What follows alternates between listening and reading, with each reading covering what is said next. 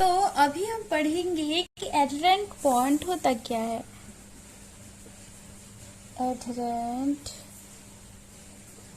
Point, ठीक है।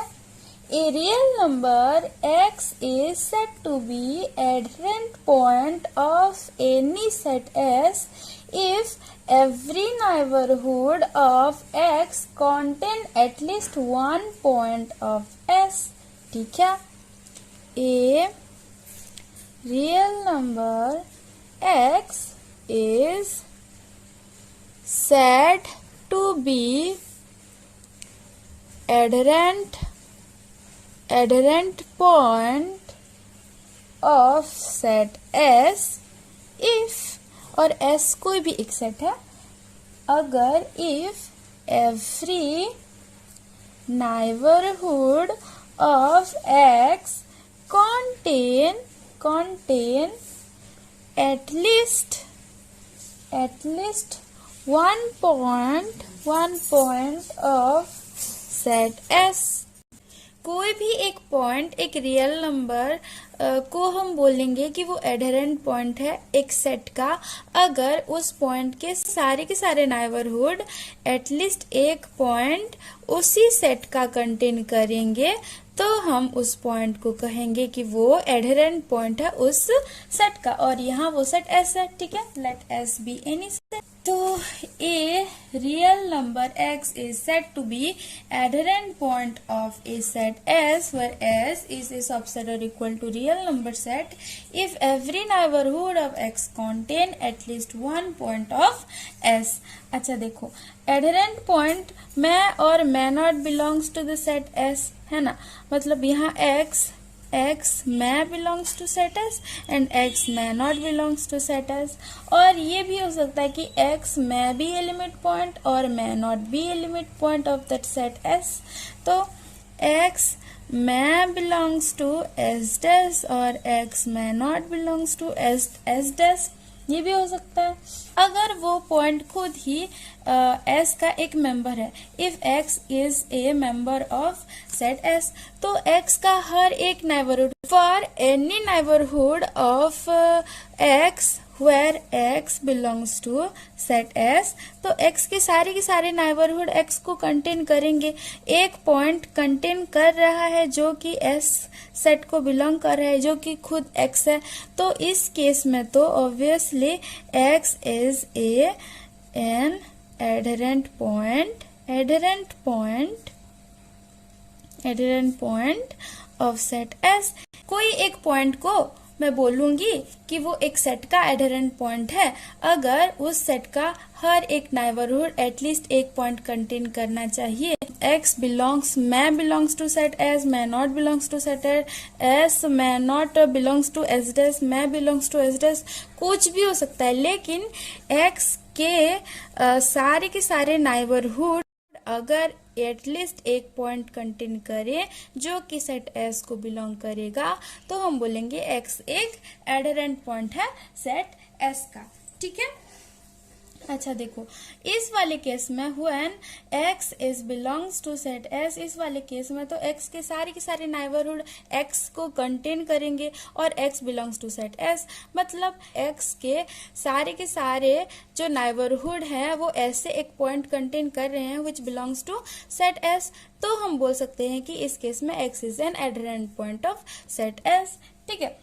x belongs to set S is automatically an adherent point of set S for every neighborhood of x contain at least one member of set which is itself x, ठीक है। अगर x does not belongs to set S, लेकिन x एक adherent point है set S का, कैसे हो सकता है, ठीक है, मतलब कैसे होगा। And x is an adherent point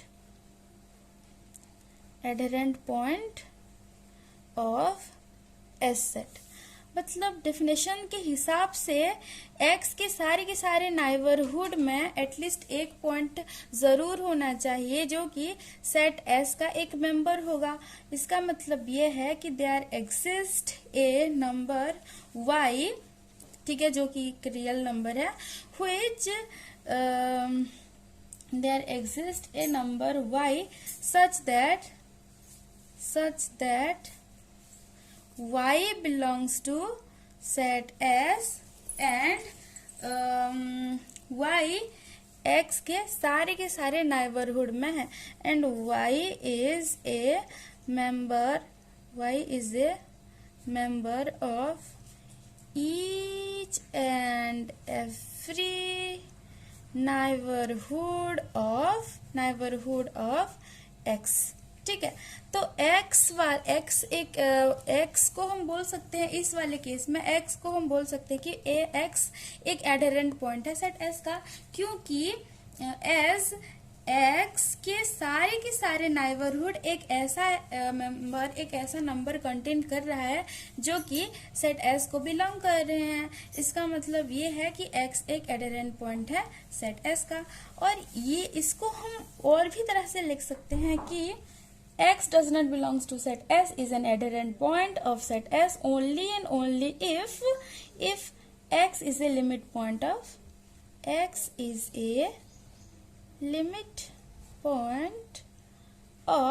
set S।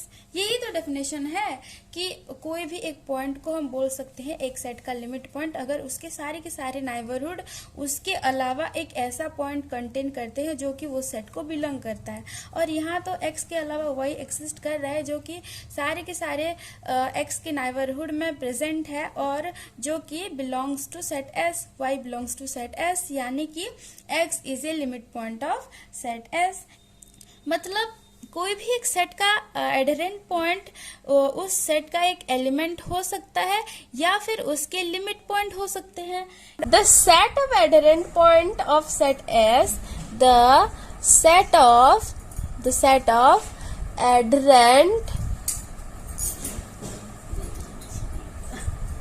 Adherent point of set S, the set of adherent point of set S is called as closure of set S and it is denoted as this। ठीक है, तो इसको हम पढ़ते हैं closure of set S, है ना। और ये कैसा होता है, हमने पहले पढ़ा है कि closure of the set is S union S dash, है ना। तो उसी तरह closure of set of integers, the closure of set of integer is equal to set of integer union I dash, ये होगा the set of limit point of integer set, है ना। और जो कि होता है phi, तो हम लिख सकते हैं I union phi which is equal to I। the closure of set of integer is equal to I। उसी तरह the closure of real number set equal to R union R dash which is equal to R। the closure of rational number set equal to Q union Q dash which is equal to R। देखो तो जो limit point, तो set of limit point of rational number set is a real number set, ये हमने पढ़ा था, है ना। तो the closure of rational number set is equal to rational number set union the set of limit point of rational number set. Therefore we can say that the, ये क्या लिखा है मैंने, अच्छा, the closure of rational number set is equal to are union rational number set which is equal to real number set. ठीक है, the closure of rational number set is real number set.